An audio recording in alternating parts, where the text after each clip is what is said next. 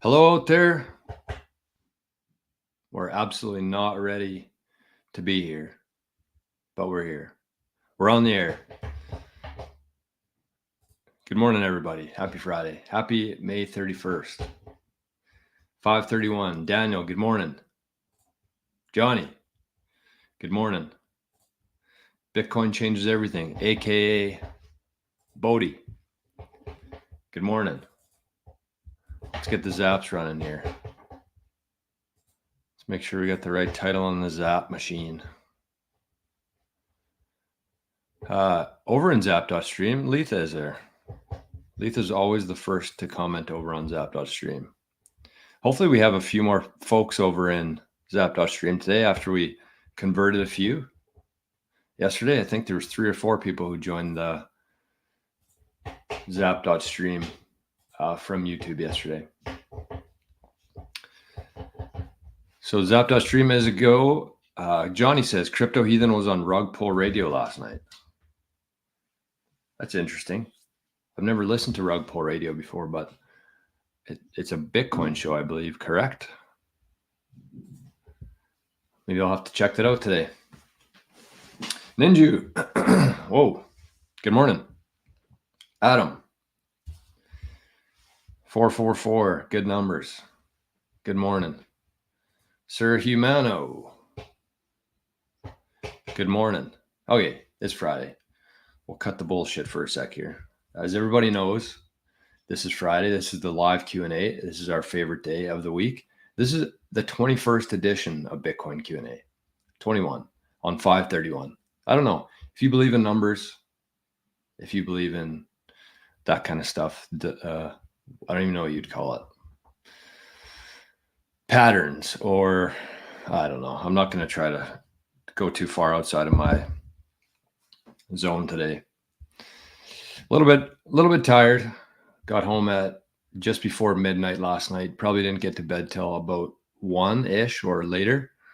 And we're up at 6 this morning. So we're here. Brain's a little bit scrambly, but there's zero rust. We should have a nice, smooth show today. Carl, good morning. Muslim Bitcoiner says, yesterday's verdict about Trump is a blessed curse. Judicial system, officially kangaroo court. Nixon didn't see a day in jail. Nations will definitely be dropping U.S. bonds like U.S. drops bombs. U.S. drops bonds like how U.S. drops bombs. Yeah, there's some bad stuff happening in the bond market in the U.S. If people took a deep dive into the bond market, I haven't. And so I'm not going to pretend like I know exactly what's going on here. I just know that the situation there is very dire. And I've been listening to a few different shows the last couple of days talking about how the first one is that nobody's buying U.S. bonds. And that's a big problem for them. So I think they've had a couple of auctions in the last little while, and there has been very little demand for U.S. bonds, which is a problem. And I think I saw that $9 trillion worth of bonds were expiring this year, and they're going to be rolled over into higher rate interest rate bonds. So it's a mess. It's an absolute mess. And there's so much capital in the US bond market from around the world. It's kind of scary, honestly. It's kind of scary. I mean, we feel it with the inflation stuff, but there's some big problems that are brewing in the world right now. And the only thing to keep in mind throughout here is that everything is attached to the fiat system except for one thing, and that is Bitcoin. Bitcoin is an asset that you can take completely out of that system, completely. You don't have to trust anybody. There's zero counterparty risk to Bitcoin. You can take that asset, you can hold it, and you can just wait.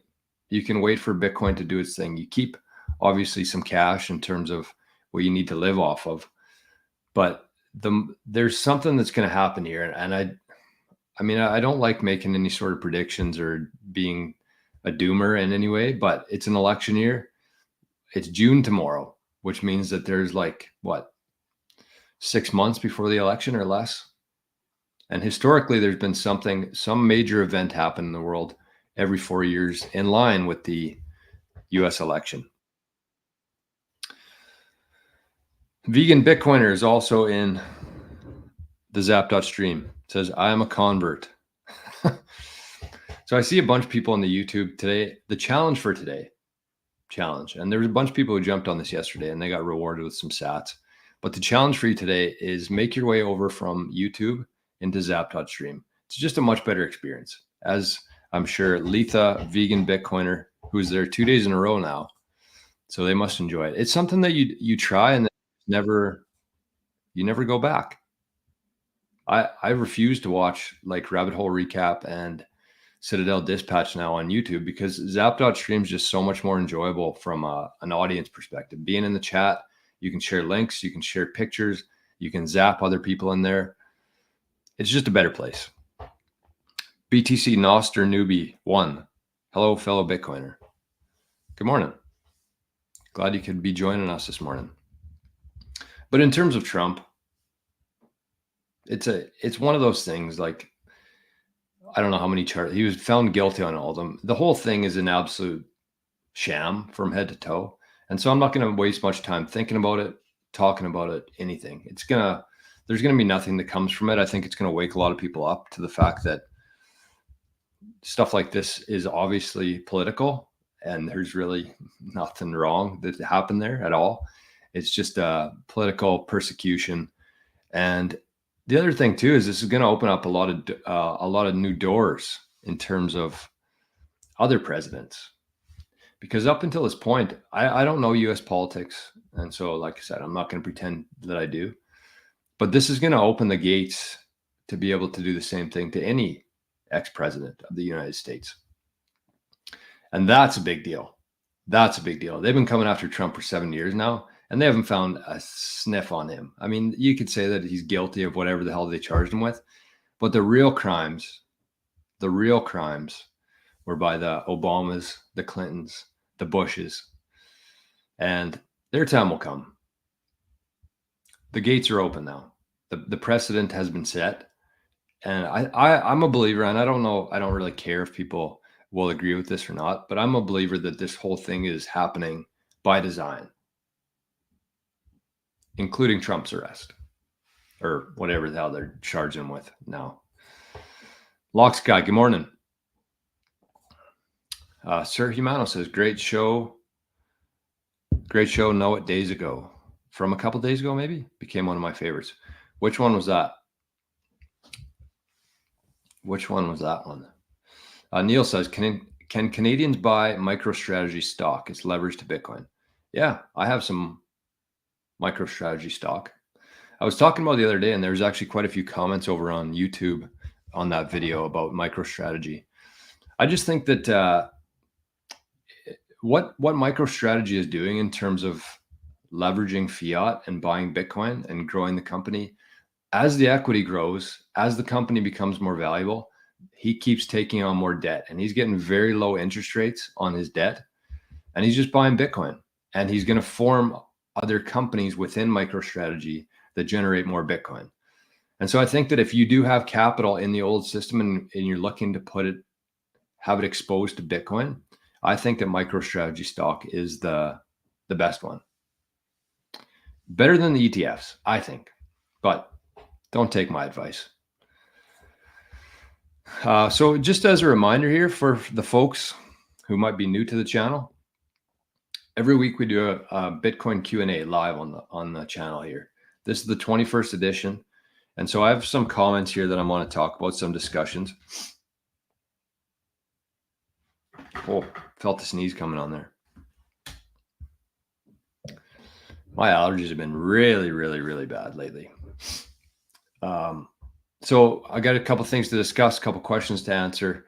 But if you do have any questions, I try to keep up with the chat as best that I can. And so if you have any questions about Bitcoin, about what were the other things we were talking about throughout the week, business stuff, living the future, whatever it is, just toss her in the chat and we'll discuss it. I did see that Crypto Heathen just zapped 420 sats over in Zap.stream. So thank you, Crypto Heathen. You a little bit late, but we were talking about you earlier, so you might have to press rewind here. Johnny said that you were on the Rug Pull Radio last night. Can you share the clip in Zap.stream? if you don't mind. Couple things here over in Zap.stream. BTC Nostr newbie says, I'm new. I had issue with my Primal wallet, but it's working now. Every Zap I get, I'm self-custodying to my Moon wallet. Good strategy. I think that the one thing to keep in mind there, I wouldn't be using Moon.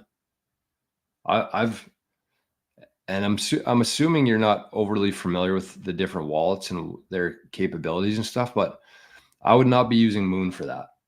I've used Moon to self-custody Bitcoin before. I had a bunch of my wallet, and I think I paid about $120 worth, which would have been about 100,000 sats to move that out of the Moon wallet, because the Moon wallet's all held on chain.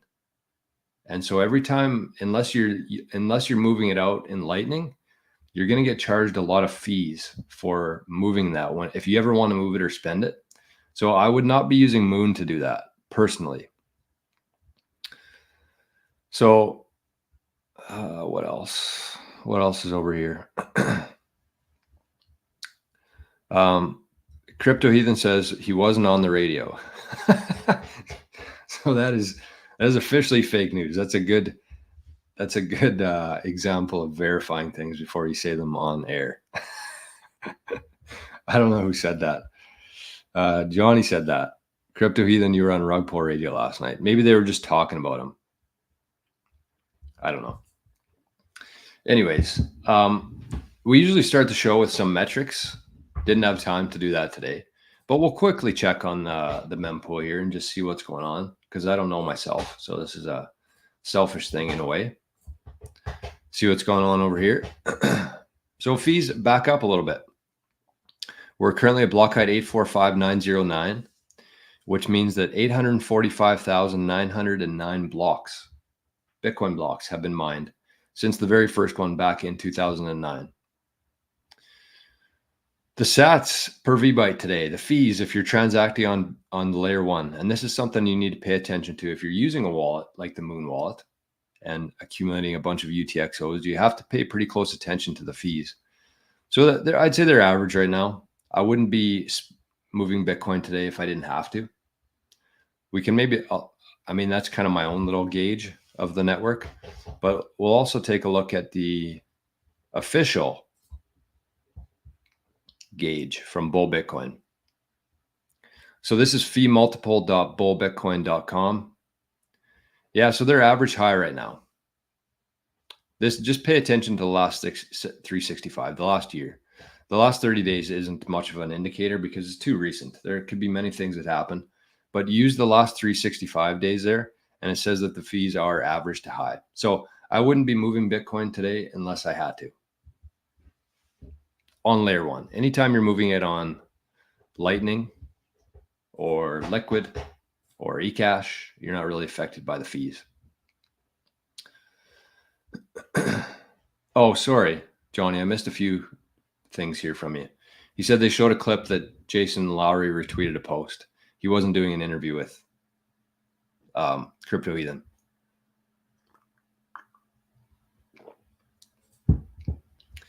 Ninju says, I'm pretty bullish on Bitcoin, but it's good to know if there are any scenarios where Bitcoin isn't more a good investment, which is news for you that will make a no deal.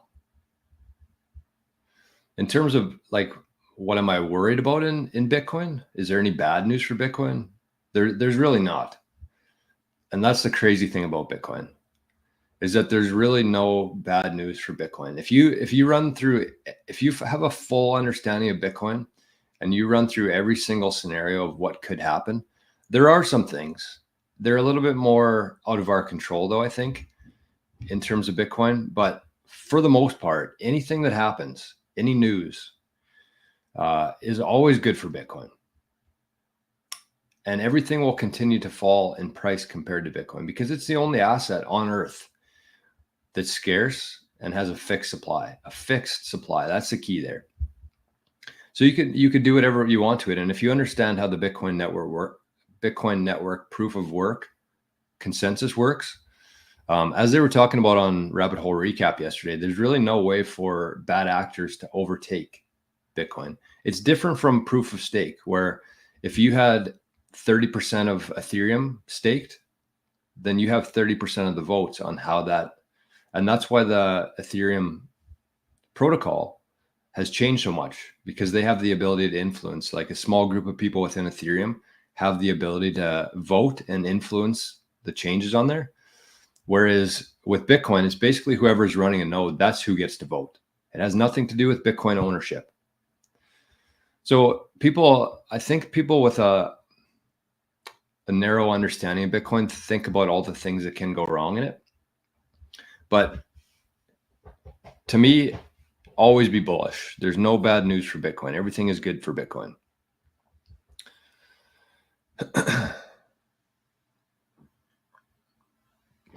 Vegan Bitcoiner says, I have Bitcoin on my Wasabi wallet on laptop. Do I really need a cold wallet?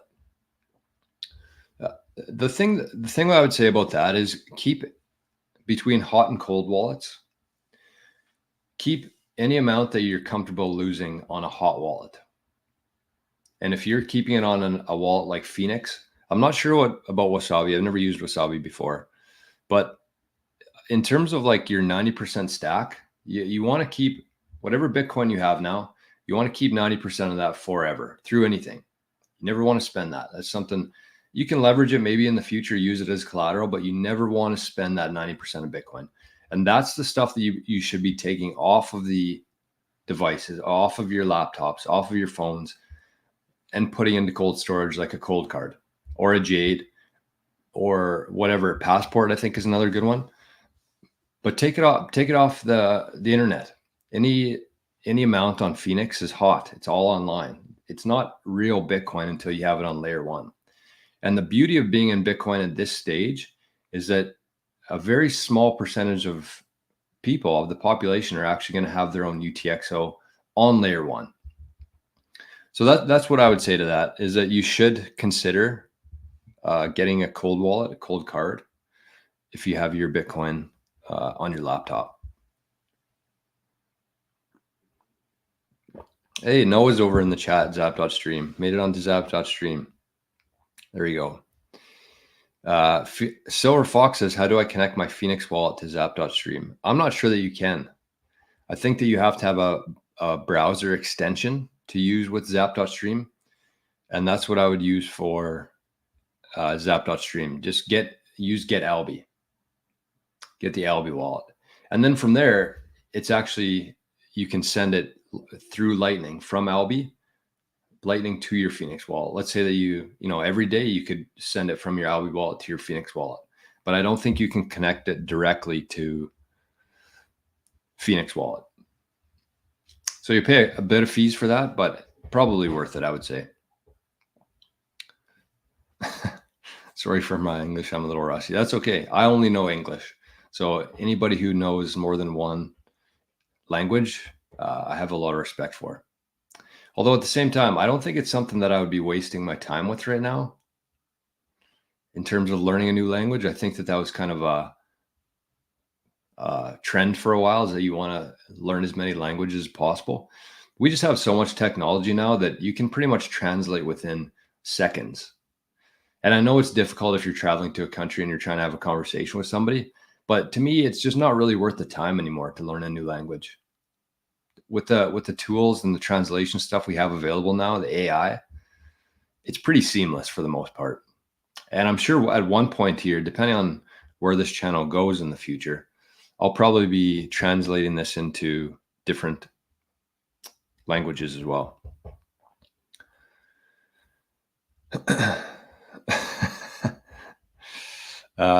Zombie just zapped 420 sats. Good morning, everybody. Thank you, Jose. I appreciate that. Bitcoin nostr newbie says, don't know how much hate I'm gonna get for saying this, but in my opinion, when Bitcoin on-chain layer fees become extremely high, it'll force people to use other Bitcoin layers or switch to other proof of work coins like XMR, Litecoin, etc. Yeah, I don't think that that's a bad take at all. I think that that's the reality. There's just not enough actual Bitcoin to go around. There's not enough UTXOs for every person on earth to have one. And it does make sense. just think about this scenario. If we move into a world, a Bitcoin standard where everybody's accepting Bitcoin, everybody's paying for things in Bitcoin, think about going to a restaurant, and at the end of the meal, your waitress or waiter hands you your bill and you want to make a payment on layer one. Think about the process involved there. You're gonna have to stick around for 5, 10, 15, 20 minutes. You have to set the fee high enough, urgent enough, that your transaction gets confirmed and picked up by a block, and you could be waiting there for half an hour. It's completely out of your control. The blockchain is on average every 10 minutes, but sometimes it takes half an hour to mine a new block. If you watch the show here where we were putting a transaction through on layer one, it's not something that you're just going to do in a hurry ever. So for that, I mean, we're going to be using other tools that are available now, plus that will come in the future, like Lightning, Liquid, eCash, and it's instant. It's very low fees. It's instant. It doesn't take, you don't have to wait for a block confirm. It hits their wallet instantly. And there's nobody in between there either. And that's why the smart folks will start adopting Bitcoin at a faster rate. Hi there from France. Theo is over in the zap.stream chat. There you go. Love that. Good morning. Good morning. What else we got here? Have you smashed the like yet? Let's check. I don't even have my phone on today.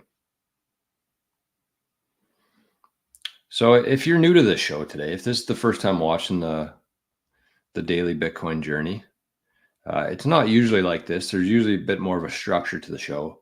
But these live shows we do every Friday, and we just kind of drink some coffee, hang out. And I usually have a bit of a headache from a couple beers the night before. And that's it. It's a little bit scrambly, but that's okay. I think people enjoy it. Definitely not enough likes over in YouTube, but at the same time, who gives a pluck? Speaking of that, okay, I got a couple different things to talk about while we kind of get our feet under us here.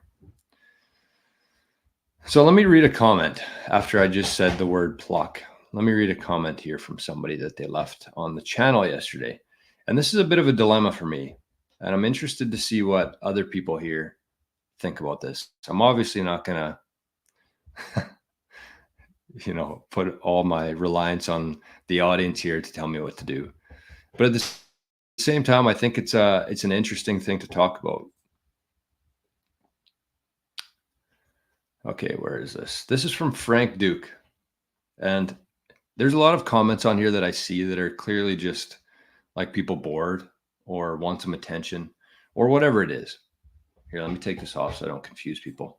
We'll get to this question after. But this was a legitimate comment, and I have a bit of a dilemma here, and I'm not really sure how I should be proceeding with this. I have a gut feeling about it, but this is what Frank Duke said on 2 hours ago, actually, on one of the videos. Said, "You have excellent content, but your crude language prevents me from listening with my wife or children.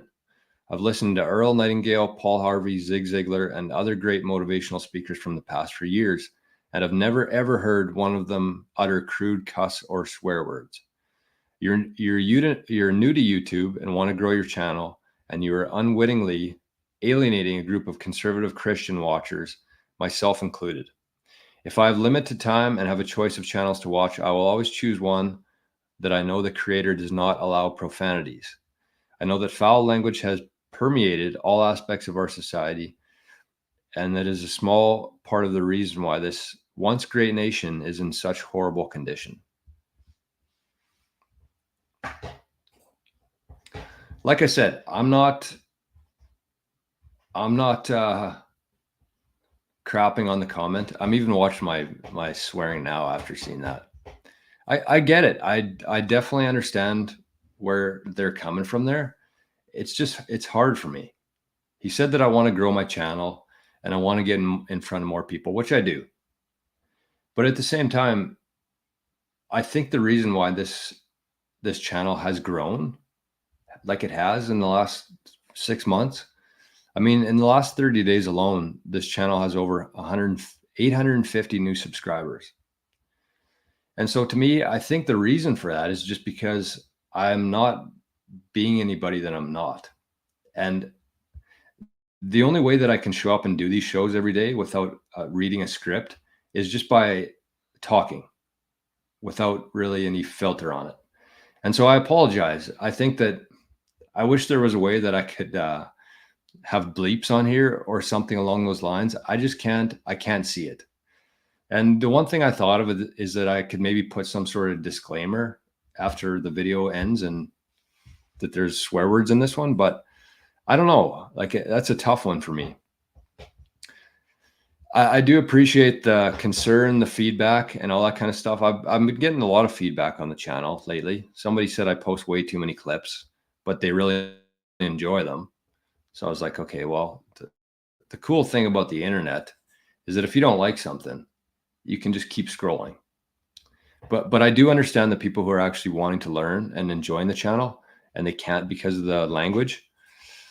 But at the same time, I cannot commit to not swearing. I just think that have to be genuine, and that's what it is for me. So I apologize to, who was that? Duke? Some Duke. But the show must go on as is. Sorry about that. I mean, the one thing I would say, other than trying to stop it and trying to give some sort of disclaimer, is that just don't watch it with your wife and kids. I mean, these videos are always going to be on YouTube. I'm sure you're not always with your wife and kids. And if you really enjoy the content enough, then you'll find some time to watch it. I don't know. It's a tough one. Noah says, my thoughts on profanity. Oh, that wasn't Noah. Sorry, this is Vegan Bitcoiner. My thoughts on profanity. I used to swear a lot. It's common nowadays, but I don't anymore. I don't feel the need to. But you should be you, and it offends some. It's just too bad. Yeah, that's kind of my thoughts. And there's some other comments in there from Noah, from Crypto Ethan. We won't repeat it, but yeah, I think that I agree with you there. I don't think I'm going to censor myself in terms of swearing. Look at this comment from Bart. I quit swearing on November 15th, 1974. Hardest thing I ever did, but worth it. Is that legit? Like, do you remember the day and everything like that? That's pretty impressive if you do. Daniel says, I wish Zap.stream worked on mobile. Yeah, so do I. So do I. And I think it will. You have to keep in mind here that all these things being built on Bitcoin right now, there's like 2 or 3 people working on them at each. Like Fountain, the growth and traction that Fountain's got over the last year with like 2 or 3 people on their team is incredible. Nothing short of incredible. And I remember I was having issues getting my Fountain wallet set up and everything on there when Fountain was very early. And so I sent an email to the company support, and it was Oscar who replied to me. And that's kind of where we are. And it was the same with Moon Wallet. Somebody over in Zap.stream, BTC Nostr newbie, was talking about the Moon Wallet. And I had one of my transactions get stuck on the Moon Wallet. And so I emailed support there, and it was actually the founder of Moon Wallet who replied to me. So that's just kind of a good indication, I think, in terms of where we are and how early we are in this whole thing. Another example of, and I sent a screenshot to the Living the Future chat yesterday because Jeff Booth zapped one of my posts on Nostr, and he said, don't let it get to your head. And so I was debating whether or not I should share that on the show today or not. But Jeff Booth sent us 1,000 sats on Nostr yesterday. Matt Odell sent sats yesterday, zapped me, and NVK zapped me on Nostr yesterday. And that just goes to show, like, I really believe that guys like Jeff Booth, Odell, NVK, in 10 or 20 years from now, everybody's going to know who they are. I think they're already pretty big within this community here. And I think that they're going to be the people we look back to as real catalysts for the Bitcoin movement.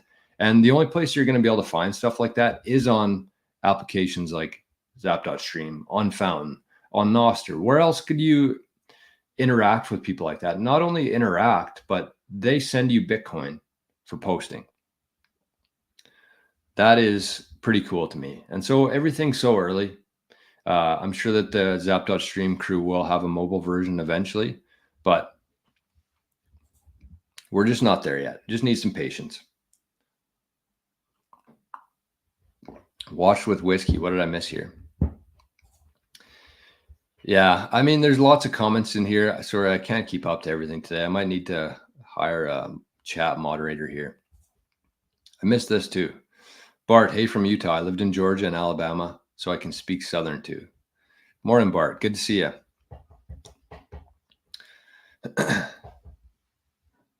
Okay.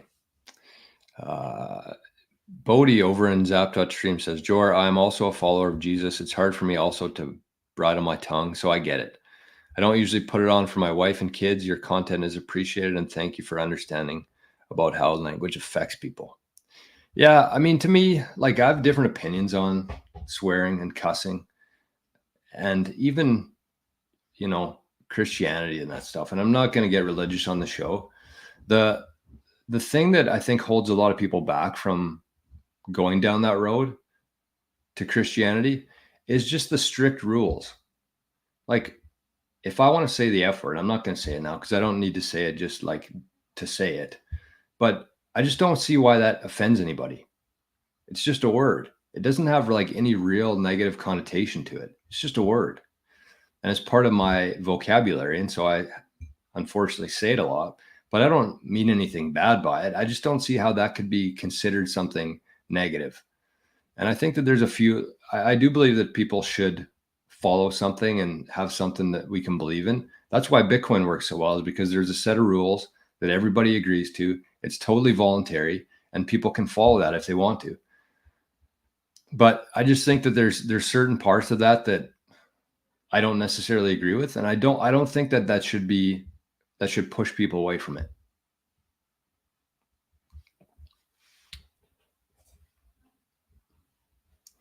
Daniel says, Harbor Wallet from Mutiny looks very interesting. Yeah, I've watched a couple things on that already today since it came out yesterday afternoon. Rabbit Hole Recap talked about it a little bit. Also, I think BTC Sessions did a video on his, what was it? Why Are We Bullish last night? Did a bit of a run through.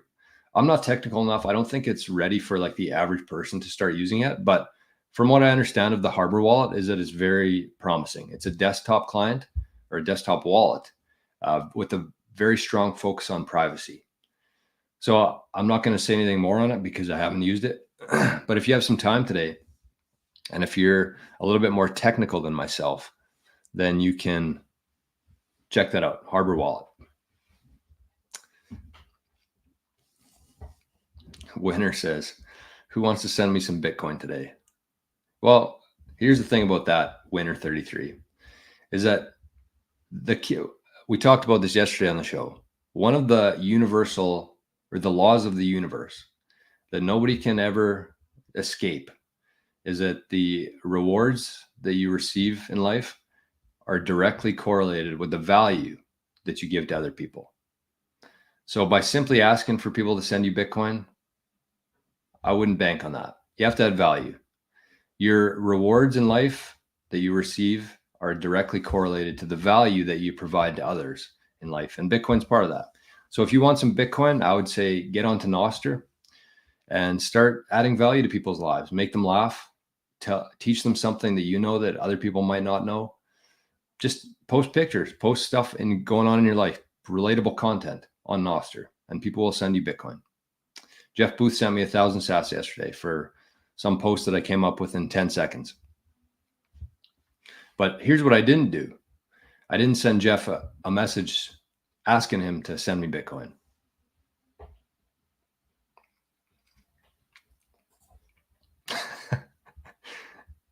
Yeah, this is exactly my point. Brennan says, I have a buddy who replaces the F word with pink flamingos.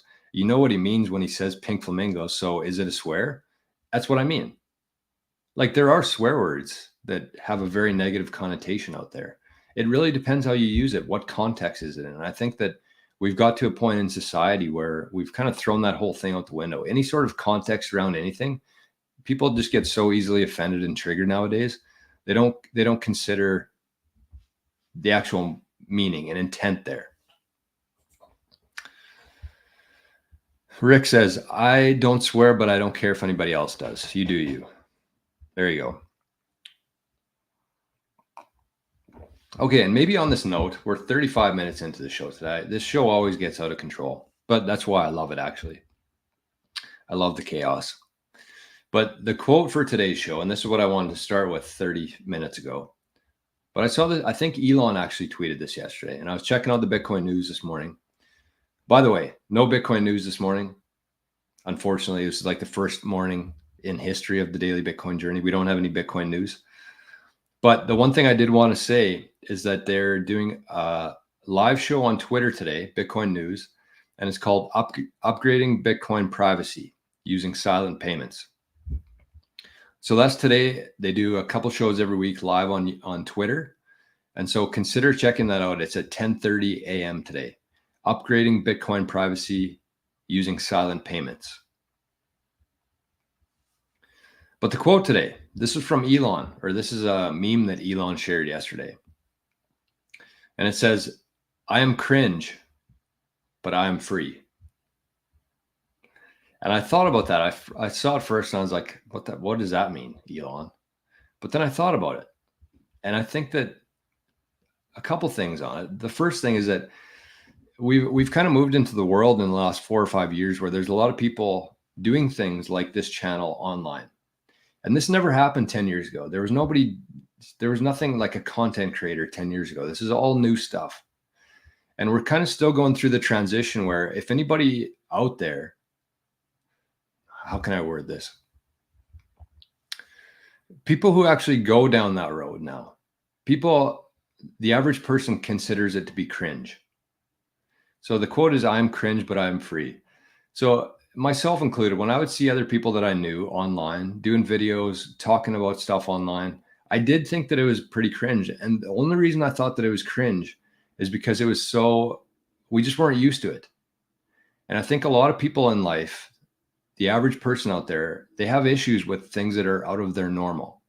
That's why there's a lot of people who have Bitcoin derangement syndrome, because it's so totally different than the system that they know. And people get very squeamish and uncomfortable when they're exposed to things that they're out of their normal. And so what I would say on that is it's okay for other people to think that you're cringe. It's okay, because the only reason they think that you're cringe is because you're taking a different path than them. And there are people online, I will agree to this, there are people online that are cringe. And the only people that I think are cringe are the people who are being blatantly unauthentic. The people who are trying to be people that they aren't in real life online just to get views, using clickbait, using stupid faces on their thumbnails, all that kind of bullshit. I do find that to be cringe. But if you have a good message that you want to share with others and you're just being yourself, I think that is very freeing. Not only is it a place you can build a community there, like we've kind of built here in a short amount of time, but you're doing what you want to do. And there's no way that I could show up every single morning here and talk about, I was going to say the F in Bitcoin. Now I'm worried about it. I'm censoring myself. There's no way that I could show up here every morning and talk about Bitcoin if I didn't love doing it. And so it's okay to be cringe. If this is something that you want to do, if you want to start a Zap.stream channel and start earning sats and talk about the things that you love, there's nothing cringe about that as long as you're being yourself. So it's one of the themes around this channel is finding ways to earn Bitcoin for one, and just doing things that make you uncomfortable. So don't ever let other people's opinions dictate what you do in life. Even if they think that you're cringe, it's only because it's so far outside of their norm, which is okay, because you don't want to be like the 95% of people. You want to be in the 5% of people who are carving their own path in life.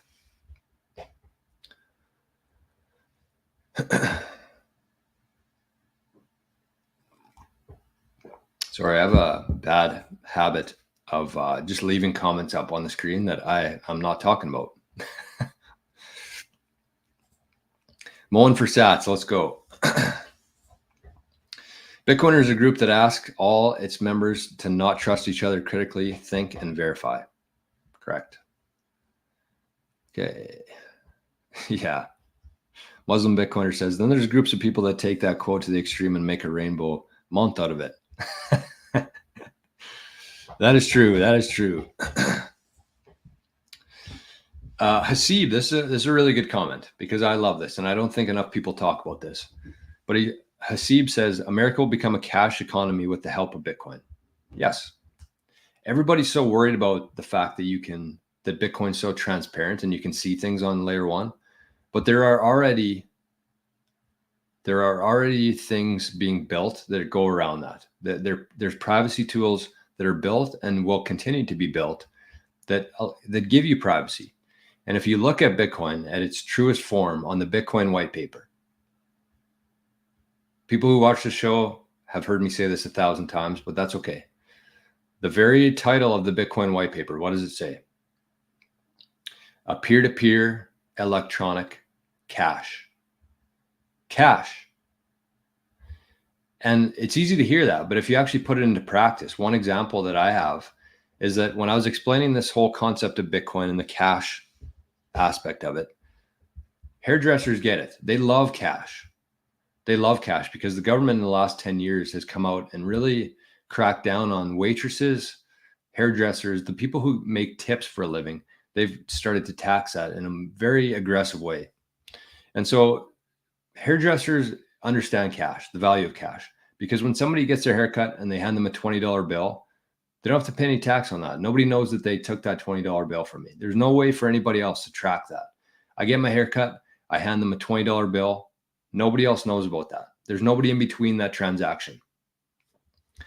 And with Bitcoin, it's the exact same way. I said, if you have a wallet of Satoshi wallet here or a Cashew wallet, I didn't want to confuse her, but it's the same kind of thing.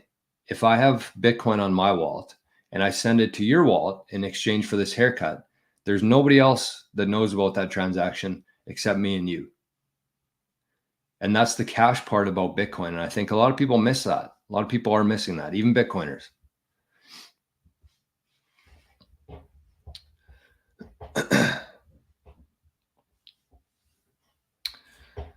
Timber Crasher says, how do I find you on zap.stream?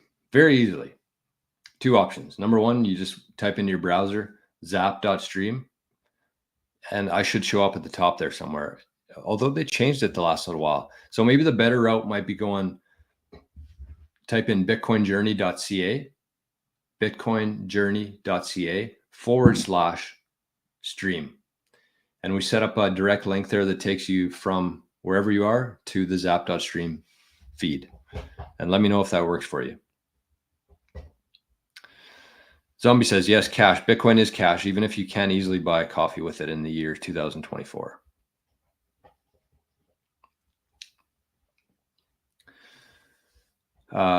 James Bond says, I don't understand. Can't see these comments. Are they from Zap? No, they're probably from the Bitcoin. They're either on 88 Sats Radio or the Bitcoin Journey channel.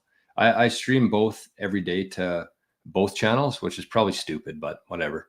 But the reason I set up that channel is so we could do shows on Living in the Future, and I just put them as unlisted on there and then link it to the Patreon channel from there. So on some days, it's only on 88 Sats Radio because that's the days we're doing a Patreon show after Living in the Future. So I needed to have that backup account anyways to use the Living in the Future tier to connect it up to there. But that channel has like 600 and some subscribers now. It was just a backup channel. But people are finding the videos and finding the stream for it. So I'm going to keep doing it. Juan Sebastian Salazar Tovar. Great name. Asks, what are your thoughts on Bitcoin Cash and Litecoins? Greetings from Argentina. Bitcoin Cash, no. No, doesn't make any sense. And I know a lot of people online, and I just looked at myself in the screen here. I look pretty tired right now. And my eyes are really dry. Maybe I should pour some coffee in my eyes. I need a cold cloth. Okay. Bitcoin Cash, no go. Don't waste your time with it. Litecoin. And that's the funny thing is that anytime I trash like Bitcoin Cash or Ethereum online, all these dummies come out of the woodworks, call me a Bitcoin maxi. I'm not a Bitcoin maxi. I just think that Bitcoin is our last remaining hope in the world to actually get out of this surveillance state bullshit that we've been in for forever. But Litecoin, I think, will have a lot of use case in the future, and I think that a lot of people are missing out on Litecoin. If you have an option between buying Bitcoin and Litecoin, I would say that you should be buying Bitcoin 100 times out of 100. But there will be use for Litecoin, and depends. The thing you have to keep in mind with altcoins, and somebody also asked this on the YouTube channel the other day, said, "What do you think of Solana?" Litecoin, I would buy way ahead of Solana, just because I think that Litecoin could actually be used in different countries as a medium of exchange, because it's fast, it's very cheap, it runs on the Lightning Network as well. And if you saw that MasterCard came out with a new, whatever you call it, new service, I guess, that is compatible with Litecoin or the Lightning Network. So Litecoin will be, I think, used in the future because of that. But the thing to keep in mind here with any of the altcoins is that Bitcoin is going to come out way ahead of all of them over time. Long enough time frame. Don't look week to week or month to month and the percentage up and down. Bitcoin over the long run is going to be way ahead of everything else. And it's not even going to be close. So that's the first part. The second part is that there will be other tokens that exist. There'll be lots of meme coins that always exist. Certain coins like Litecoin, probably Solana, they will be around for a while. But I think the only reason you'd be buying those instead of Bitcoin is if you actually have a use case for them. So I know that people hold Ethereum because they like trading other coins, and that's fine. But don't just hold Ethereum instead of cash because you can get more of it for less money.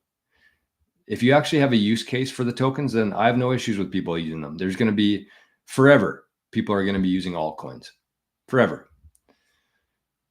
But it really just depends on what you need it for. And if you're using it strictly as an investment and hoping that, your purchasing power goes up over time, then Bitcoin is the only answer there.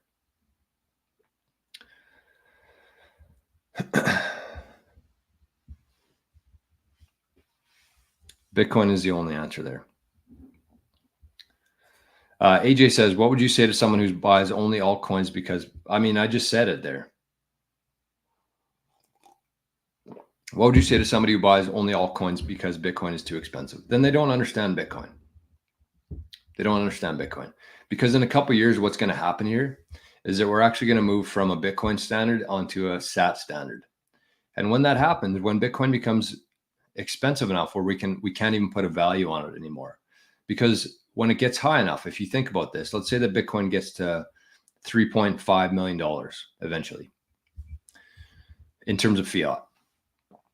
How are you going to measure the difference between $3.5 million and $3.6 million is a lot. But in terms of like the tickers and measuring it, it's a non-starter. You won't be able to do that.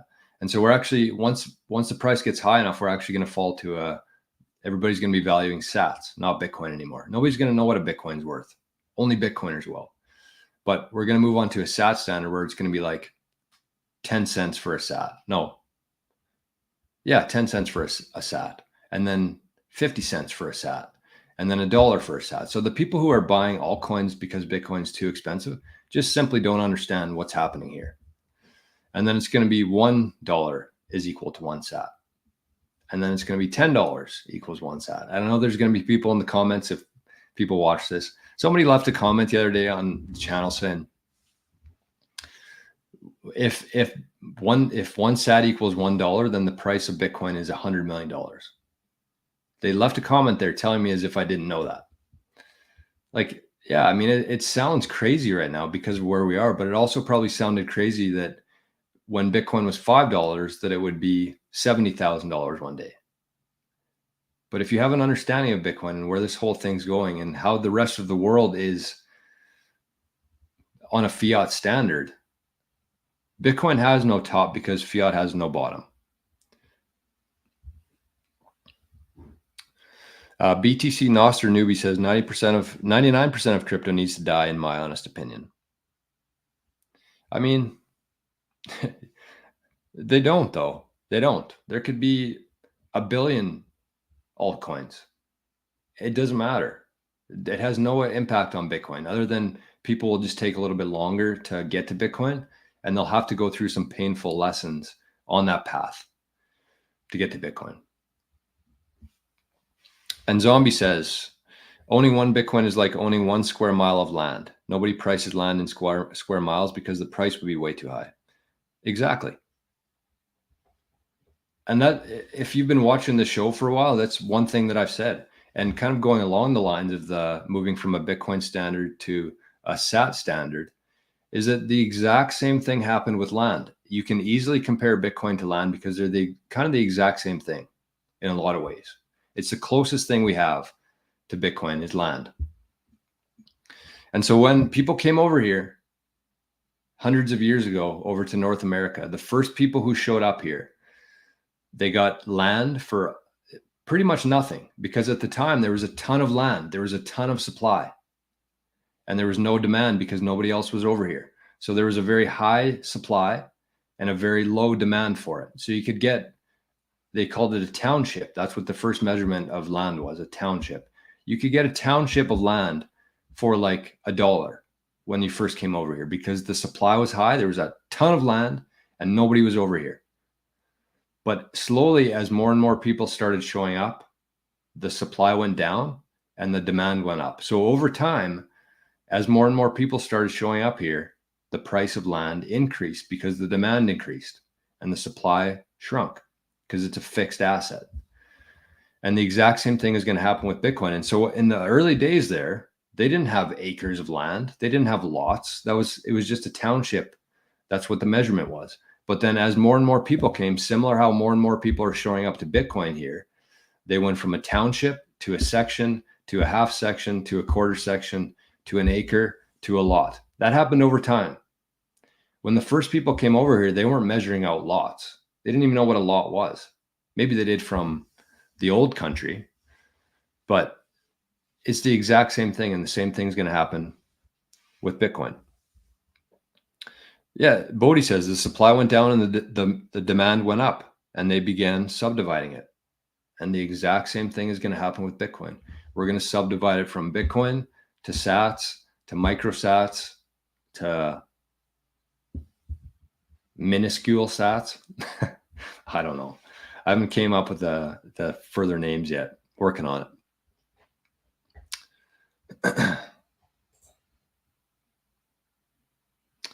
Timber Crasher says, I absolutely love Bitcoin, but recently I've been listening to Bitcoin Mechanic, and his most recent video, he raised the point of all the spam being pushed onto the network is a serious problem. It's a problem for a while. Like, there's no doubt that if the US government, let's say that Trump gets put in jail, the US government goes to shit, and they start spamming the Bitcoin network. Think about what they'd have to do with that. Because what is spamming the network? You're congesting it. That's what you want to do. So you're going to create a whole bunch of transactions. You're going to set the fees high enough so your transactions get put through faster than everybody else. Everybody else transactions will be sitting in the mempool while you're blocking it. You're congesting it with high fees because you have the ability to print money. But that will only last for so long, because think about what they have to do to keep that going forever. It's just, it doesn't work. It's a short-term problem, and it would be a big problem if somebody decided to do that. But it would only last a couple of weeks probably, because you think about the amount of capital that they would have to put into spamming the Bitcoin network to actually leave us sustainable or a long-term impact on it. So I'm not worried about that. The beauty of Bitcoin is that the harder people try to stop it, the more it works. And it's been proven over and over and over again. This isn't my opinion. This is history of Bitcoin. Anytime somebody's tried to stop Bitcoin or slow it down, it just finds a way. It grows three heads essentially.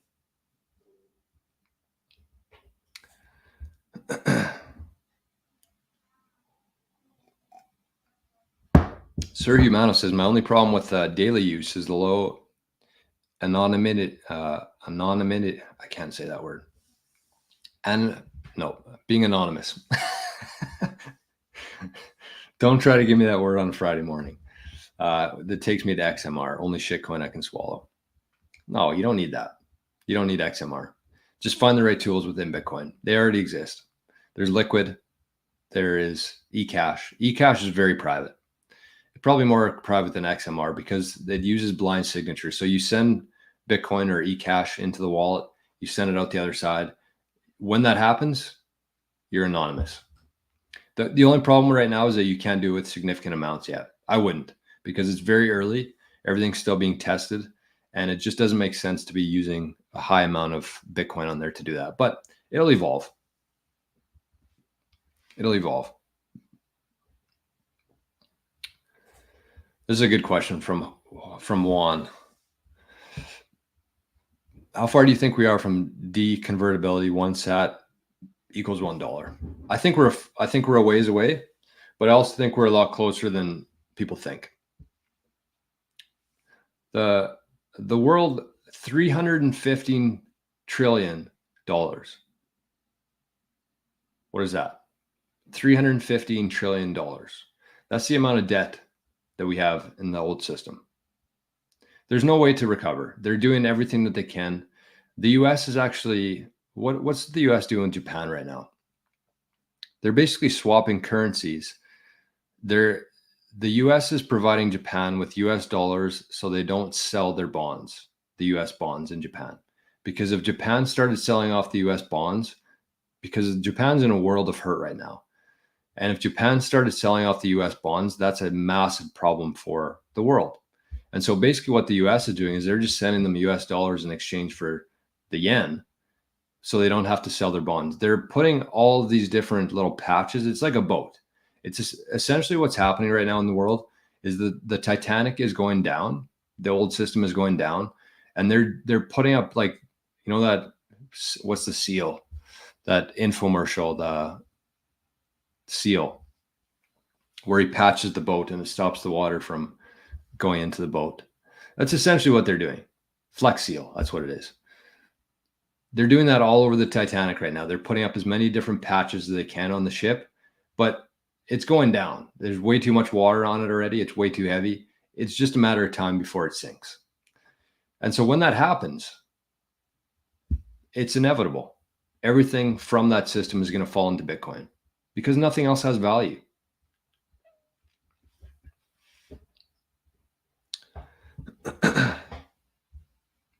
And if you here's a good, well, let's look at this quickly here, because this is a good indication of that. Let's go to, where are we here?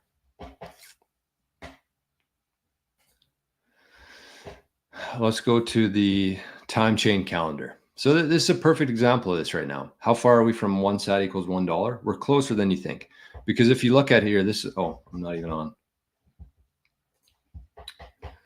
This is, I'll take the question down. So this is where we are right now, 1,474 sats per dollar. That's the Moscow time. So with $1, you can buy 1,474 sats with that. And with this, the beauty of it is we can actually go back to, let's go to block 325. This was 9 years ago. At this time, with $1, you could have got 260,824 sats with $1. 9 years ago. 260,000 sats for $1. And let's time travel here to today. And currently, for that same $1, you get 1,474 sats.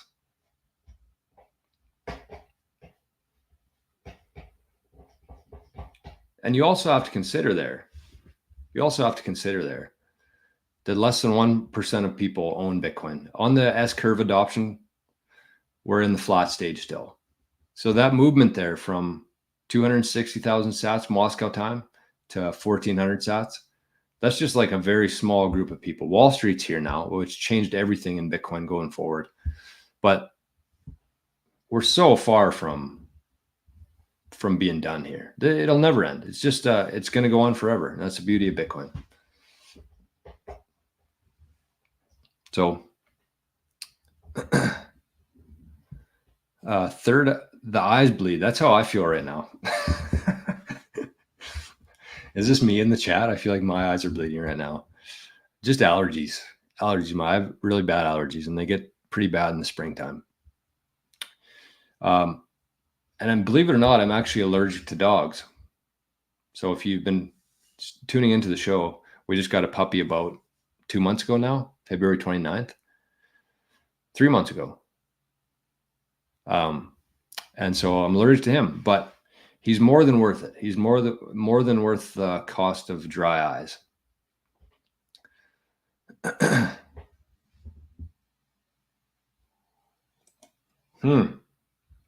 Love this question. We're over an hour here, but that's okay. We're going to keep going for a little while because it's Friday and there's a lot of people asking good questions in here. So I have no issues carrying on. But Kev says, just joined. My Bitcoin question of the day. Would your parents/grandparents have been Bitcoiners at your current age? Yes. My grandfather, one of my grandpas worked in the bank. He was a very, very intelligent guy, very book smart, he was an accountant. I was an accountant in my past life as well, but very intelligent guy, very soft-spoken. He had a couple things go wrong in his life in terms of he fell off a ladder and paralyzed himself from the waist down. And so that kind of changed his life, unfortunately, at a young age. But my other grandpa was an auctioneer, and his whole life was cash. Everything was cash. You could sell I remember being at all the auction sales as a kid, and I would help them with running the sheets back and forth. So they would record what the bidder number was, what the description was, and how much they paid for it. It would go back to my mom and my grandma in the camper. They would enter it into the computer or a ledger of some sort. And then everybody at the end of the auction sale would come settle their debts. So he would have like a basket full of things for $2. He would get it all the way down. If nobody wanted, he would get $2 for it. And I think that with that, just everything he did was in cash. And we've come so far from our grandparents, and there's a lot of songs that talk about this. One is they don't make them like that anymore by Jason Blaine. And I mean, even thinking about that gives me goosebumps, but it's the one thing that we're missing right now is people like that, the older people. And they've been through a lot of stuff. They weren't used. My grandpa would be so pissed if he had to live through these last 5 years in the world. Because even up to this point, as much as things haven't changed that much overall, but just the government suppression, the taxes, my grandpa would not have been a fan of what's happening right now.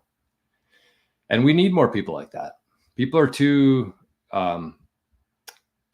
there's just too many sheep out there, essentially. And my grandpa would have been pissed, and he would have definitely been, whether it was Bitcoin or whatever it was, he would have found a way to find others, find a community, and really rally around that. He was a very small town guy too, an auctioneer. He'd go town to town, small town to town, and he knew everybody.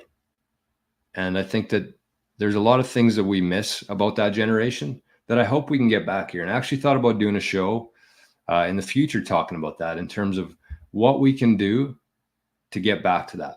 Things we can do, steps we can take in our life to get back to that age, because those are the people that we need more of. And unfortunately, we're losing them at an accelerated pace here. My grandpa's been gone for 10 years now.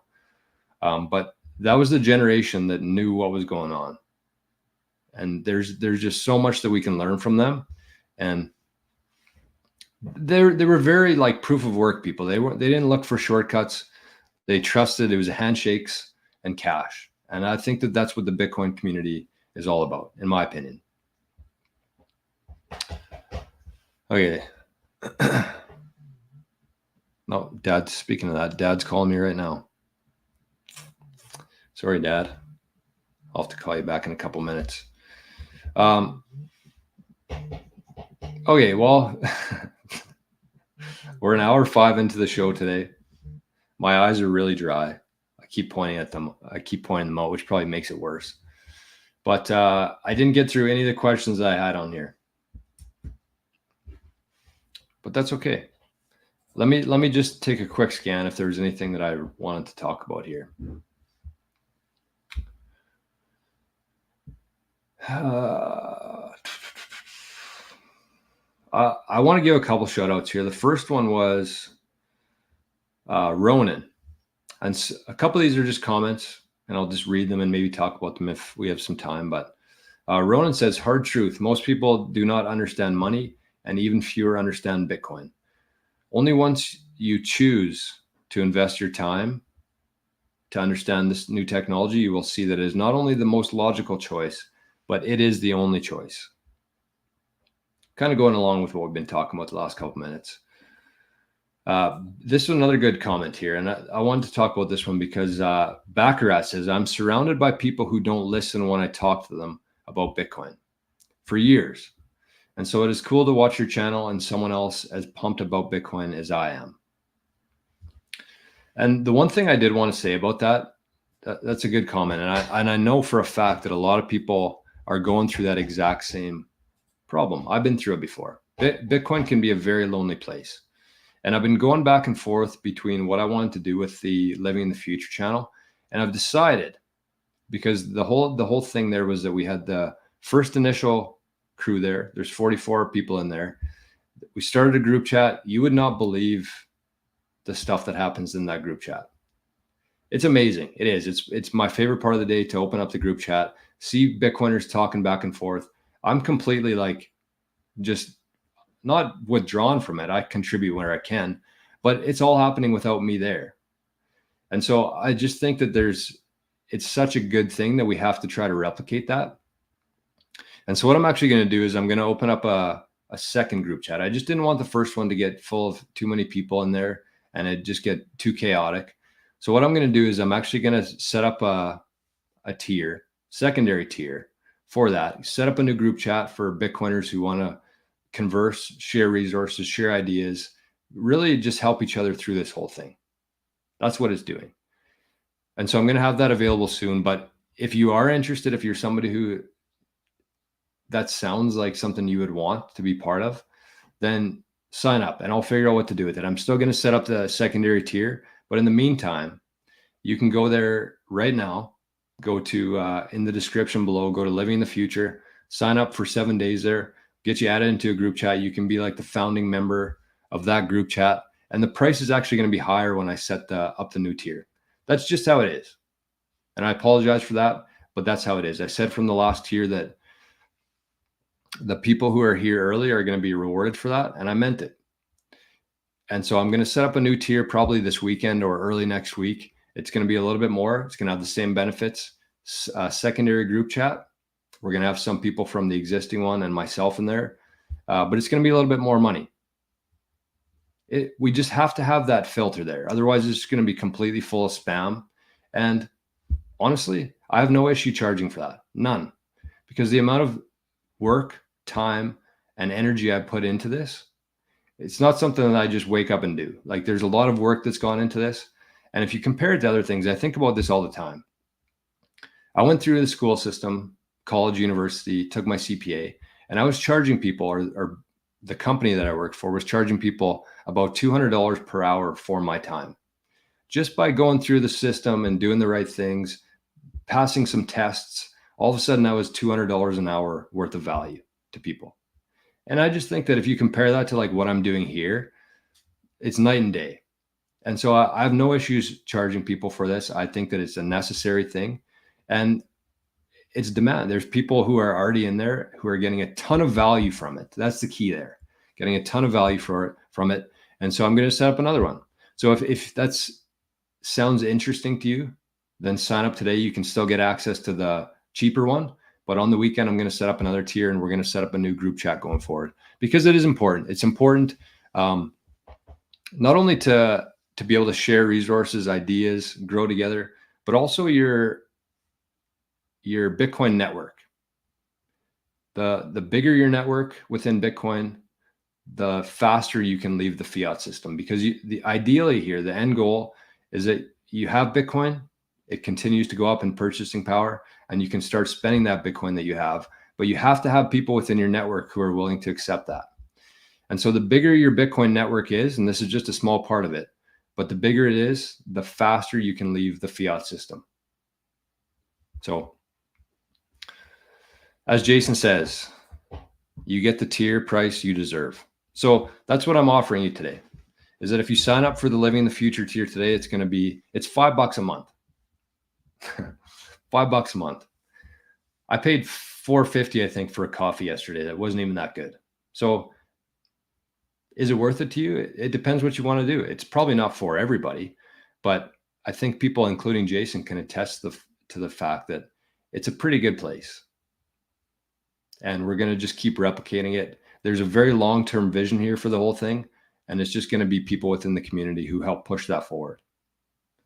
So this weekend you can get it for $5. Next week it'll probably be $8 or $10 a month with a secondary group chat. So something to consider. I know that there's some new people to the channel, and for me personally, when I first got into Bitcoin, I signed up for a course for like $500 US, just to like the most basic things ever. $500 US I paid for it. But it was a good investment because I had nowhere else to look to at the time. I had nobody to talk to about it. So I paid $500 US for it. I think that that's way too much for one. But at the same time, I would have killed for something like this to have off the start. And even like, I still pay a couple Patreon memberships to different Bitcoiners because they add value to my life. And it took me a while, I think, to really fully trust that their heart was in the right place before wanting to give them any sort of money. But once I got to that point, it was a no-brainer for me. And these memberships don't include something like a group chat, which I think that a lot of people are completely sleeping on, is the community and the network aspect of Bitcoin. So that you get the shows at once or twice a week, the Living in the Future shows, plus the community there, which I think is the value. Silver Fox says, sorry, I missed that. So what you can do is you can actually go into the description. You click Living in the Future, takes you to a link there. I'm going to take that same link and put it. No, it's already in zap.stream for the folks over there. It's in zap.stream, but zap.stream is frozen for me. But if you scroll down zap.stream, it says Living in the Future. You can click the link under there, and it'll take you right to the website. So that's what I would say. Oh, are we offline there? No, we're still live. Okay. Well, if we don't have any other questions, I'm just going to quickly scan through the zap.stream here. My Path to Fire, zap to 100 sats. Thank you. Question: what's the difference between a 12 or 24 word key phrase? 12 words. Is that yeah, 12 more words. Is it more secure? So we actually covered this on the show a couple of weeks ago, and there's probably a clip on the channel you can find there. It's called 12 or 24, I think, but I kind of went into deeper detail on this, and it was actually James Bond from the chat who sent me a good information on 12 versus 24 words. And essentially, I'll give you the too long didn't read thing on this. Essentially, the 24 words is great. It's more secure because there's more randomness, there's more entropy there, but it's over the top. You don't need necessarily 24 words to be as secure, because the 12 words is plenty secure. That's kind of the whole thing there. And with 24 words, it's much easier to write down a word wrong, or if you're trying to memorize it, it's a lot harder to memorize 24 words. So I think that if you do have the option, 12 words was kind of the consensus there. I personally use 24 for mine because I needed it for a certain feature in the cold card. But I think that if you're the average person with decent amount of Bitcoin, 12 words is probably fine.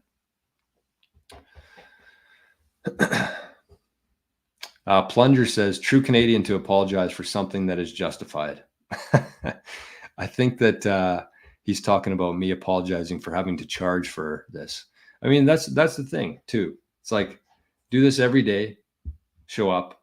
I mean, the amount of money that I make from YouTube is laughable. I can pretty much buy a chicken sandwich every month from the money I get from YouTube. So it's part of it. And the nice thing is that it's totally voluntary. I still do the show for people who aren't there yet, don't want to, be part of that yet. But if you do want to support the show and if you do want to be part of the community here, there's an option for it. And I think that I want to continue doing this. And I mean, that's all I'll say. I'm not going to sit here and beg. Joshua Brown says, how much is it? The first one, I mean, so it's $5 a month right now, $5 a month. The link is in the description, or the link is in the bottom of the Zap.stream feed. And it's going to go to either $8 or $10. I haven't quite decided yet for the secondary group there. And then we'll probably have a third group and then a fourth group. So as the case with anything, including Bitcoin, as Jason says, you get the tier price you deserve. And I definitely don't mean that in a negative way. I really just want to show my appreciation for the people who were there at the start. Because the hardest thing to do when you're setting up like a Patreon or something along those lines is getting the first person there. That's the hardest part. And then all of a sudden there's 5 there, and then 10, and then 20, and then 45 fills up. But I just think that there's so much value for people, and I wish I would have had something like this when I first got into Bitcoin. So I want to make it accessible to other people as well. Bodhi says there's a ton of value in the Living in the Future group. And it says it's a no-brainer. I agree. I mean, it's just try it out. The beauty of the tier right now is you can sign up for 7 days. You get into the group chat. You can watch some of the videos. They're all available. Like, what would you call it? They're all there for you to watch. The whole feed there. You can go back and watch as many videos as you want to. And honestly, the videos too, the ideas, the different ventures that are starting in there. We talk about stuff that I don't feel comfortable talking about on YouTube, including some security stuff, ideas for businesses, ideas for going around the old system in a way, privacy stuff. It's all over there. So I think that's it. Unless anybody has any other questions right now, I think we're going to start wrapping up here. We're already at 1 hour and 17 minutes. I missed a couple ones here. I'm just going to go back quickly.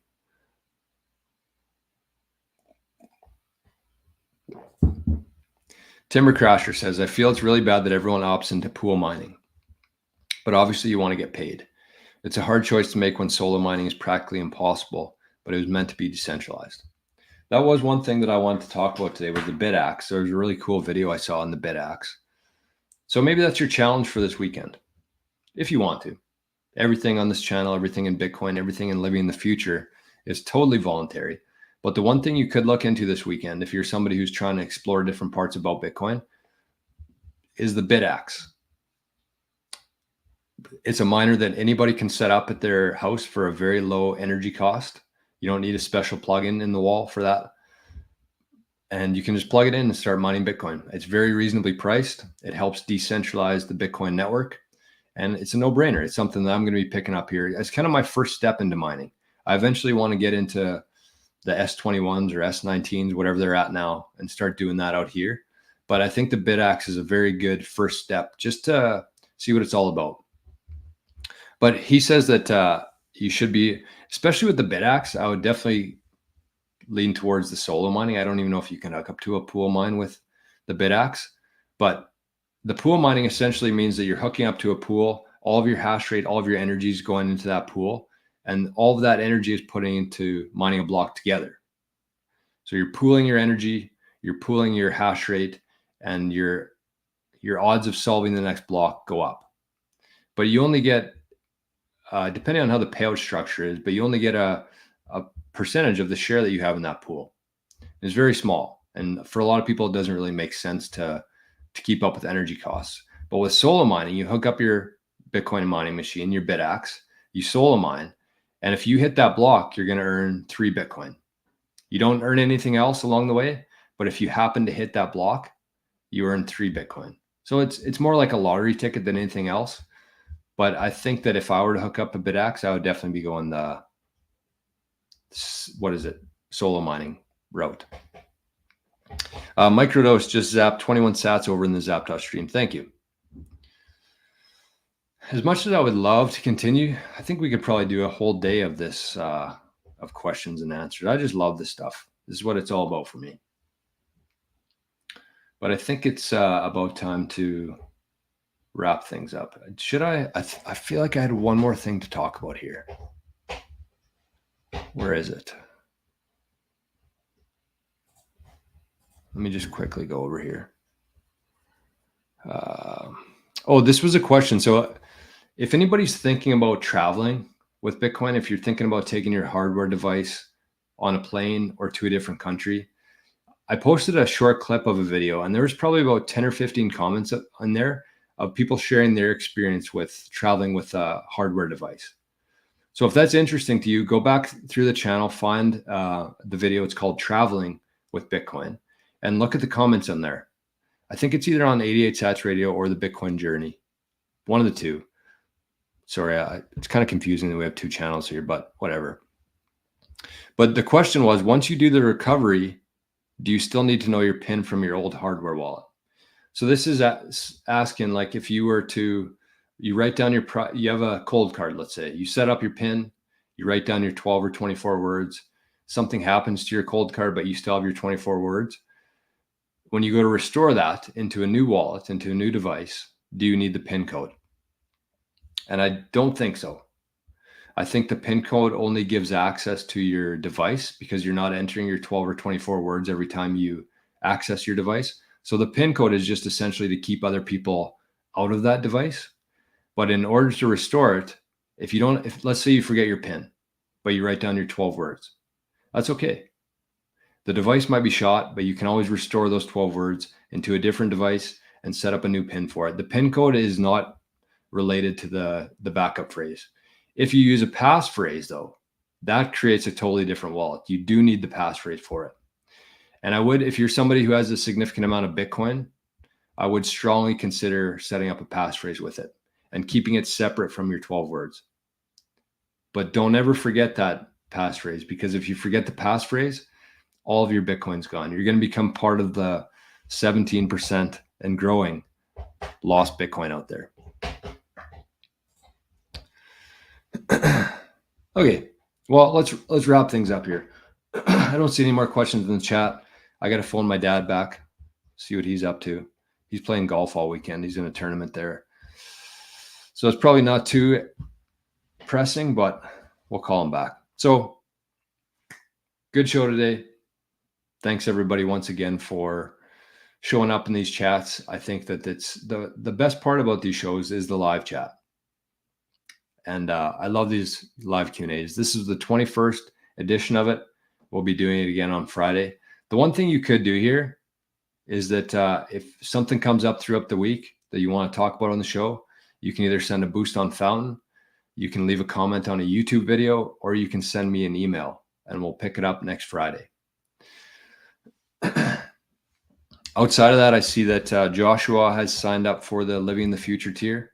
Again, I'm going to create a new tier. It's going to be double the price. And I'm not doing this to get a whole bunch of people signed up. I'm just telling you what's actually going to happen here. So if you are somebody who's interested in being part of that community over there, definitely take the time today and try it out. If you don't like it, there's been people who have canceled their membership after a month or two, and that's fine. It's not for everybody, but it's for the people who want to be there. So have yourselves an amazing weekend. Sorry, Timber Crasher. I'm trying to wrap up the show here. Make sure to click the like button on your way out. If you don't yet, obviously subscribe to the channel. It helps the channel get in front of more eyes, which is the whole point of this channel. And if you're on Zap.stream, thank you to everybody who was sending the zaps today. It is Friday, and I still don't have any Baileys in this coffee. Should have put that as my goal today again. There we go. We got another sign up on the Living in the Future. Thanks for the stream and answering our questions. I just signed up for the Patreon. Thank you. And we'll see how this next wave goes. I think we're just going to keep growing it. Everything's just going to keep going, including Bitcoin. So with that, I hope you have an amazing weekend. The weather's supposed to be shit here. So maybe, just maybe, I'm not making any promises, but maybe we'll do our second edition of the Saturday show. We'll see. Just because I know it's supposed to be really shitty all weekend here.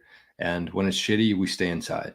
So if not, though, we'll see you right back here first thing on Monday morning. Thank you once again for the questions, for the zaps. Very much appreciate it. And that's it. I like to end the show with something motivational, but you can find that internally this weekend. Get into the Living in the Future tier. We'll get you out into the group chat, and you can start making some hay in there. Have a great weekend, everybody. I appreciate you. See you right back here first thing Monday morning.